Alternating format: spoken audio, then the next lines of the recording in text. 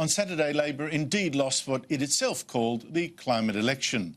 And today, the most dramatic backflip, and on the totemic issue of the global warming movement, Queensland's giant Adani coal project. Now, for years, Queensland's Labor government came up with one reason after another to delay Adani and the thousands of jobs this project would create. Adani kept passing every environmental hurdle, but last year, the government invented yet another one. The mine might endanger a bird, the black-throated finch. Stop everything for 5 more years. And to make it worse, then came federal Labor leader Bill Shorten in the election campaign, refusing to say if he wanted Adani. Labor's not putting all its eggs in the Adani basket. If that stacks up, it stacks up in the manner in which I've already outlined. Result? On Saturday, voters in Queensland gave Labor a belting. Just 1 in 4 Queenslanders voted Labor. Labor lost 2 seats and the election. Today, of the 30 federal seats in Queensland, Labor holds just 6. And that made Premier Annastacia Palaszczuk hit the panic button today. She knows on those figures that her own Labor government would be wiped out at next year's state election if Adani does not go ahead. So today, she put on a high-vis vest and announced she was clearing the way. I'm really sorry that Labor let you down. I'm really sorry that happened. But I'm not going to let Queensland down. I think that the community is fed up with the processes. I know I'm fed up with the processes. I know my local members are fed up with the processes. And we need some certainty and we need some time frames. I mean, enough is enough. I just noticed that. Who was that woman hiding behind the Premier? Anyway, as I said on Saturday, Queensland Labor will not dare now stop Adani, not after this result. And Adani project boss Lucas Dow today piled on the pressure in an interview with Sky News' Peter Gleeson that you can see in full tonight on the front page. Well, obviously, we're heartened by the Premier's comments today, but ultimately, if we haven't got the approvals in our hands, and I'm not just talking about a deadline, but the actual approvals in our hands within the next 2 weeks, you know, you could then say this is nothing more than a political stunt and a delaying tactic that we've seen time and time again from this government. Now, for me to say that Palaszczuk backflipped, well, that doesn't even come close to explaining what a massive change this is. Consider, Adani has been the biggest target for the global warming movement for years now. Anti-Adani protesters had our politicians scared stiff, business leaders too. Those protesters, backed by the media and groups like Get Up, they got drunk on the fake idea that Adani's coal would fry the planet. And that meant they felt entitled to do almost anything to stop it. For instance, they chained themselves to train lines. They blockaded work sites. They disrupted speeches by the Queensland Premier, for one, by the Prime Minister, Scott Morrison, and by Labor's Bill Shorten.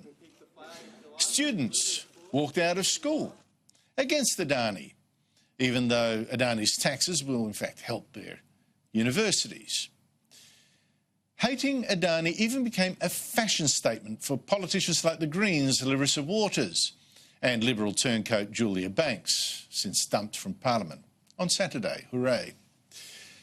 Of course, celebrities joined in, as they always do, on the wrong side, like Ian Chappell, John Butler, Tim Flannery, but of course, Missy Higgins, Peter Garrett, say no more. Stop Adani, they said.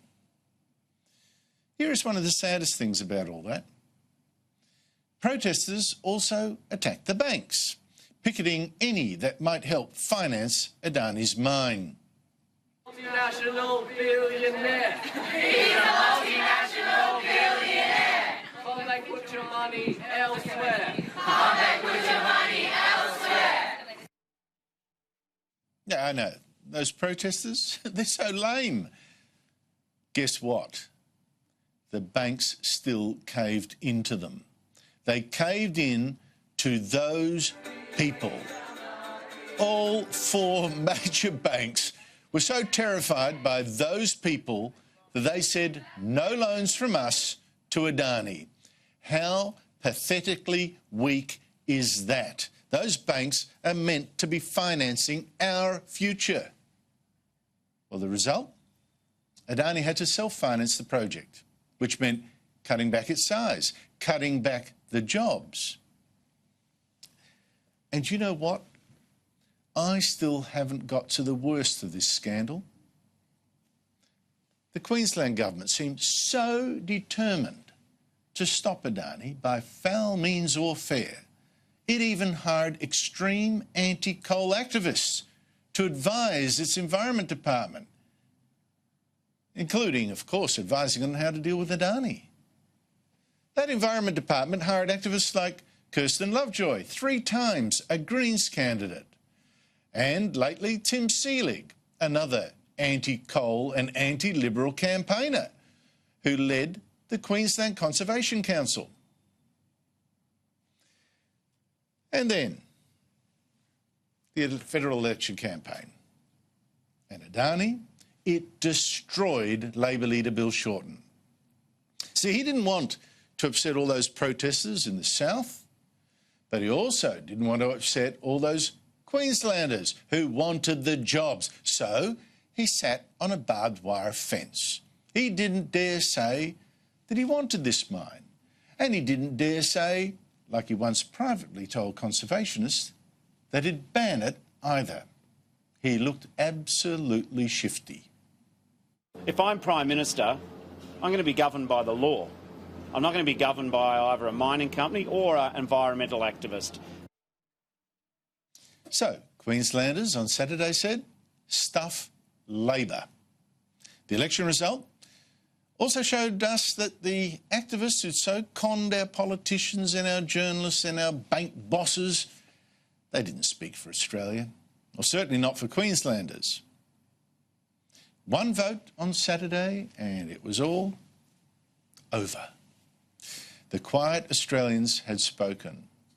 In fact, had Labor listened, those Australians had been shouting 2 weeks earlier when former Greens leader Bob Brown, backed by journalists like the ABC's Wendy Harmer, so much for an impartial ABC, led an anti-Adani protest convoy through Queensland only to have the locals boo it.